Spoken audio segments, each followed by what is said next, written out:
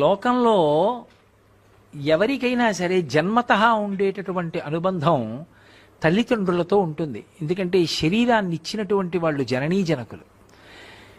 కానీ పురుషుడి విషయంలో కన్నా స్త్రీ విషయం దగ్గరికి వచ్చేటప్పటికీ పెళ్ళి అయిన తరువాత, అందుకే పుట్టుకతోనే ఆడపిల్ల అంటారు. ఆడపిల్ల అంటే ఆడ అంటే అక్కడ అని. ఆడపిల్ల, ఈ పిల్ల ఇక్కడ ఉండదు, అక్కడికి వెళ్ళిపోతుంది. అక్కడ కుటుంబంలో శాశ్వత సభ్యత్వం అమ్మాయిది. అక్కడ ఇంటి పేరు ఎడుతుంది, అక్కడ గోత్రం పెడుతుంది తప్ప ఇక్కడ ఇంటి పేరు తాత్కాలికం, కొన్నాళ్ళు ఉంటుంది. ఇక్కడి గోత్రం కొన్నాళ్ళు ఉంటుంది, తర్వాత అక్కడది మాత్రం శాశ్వతం. ఆమె కడుపున పుట్టిన పిల్లలు ఆ వంశానికి చెందిన వారు అవుతారు, ఆ గోత్రానికి చెందిన వారు అవుతారు, ఆ ఇంటి పేరుకి చెందిన వారు అవుతారు. అందుకని ఆ పిల్ల ఇక్కడ పుట్టింది కానీ అక్కడికి వెళ్ళిపోతుంది. అందుకే ఆడపిల్ల, ఈడపిల్ల కాదు.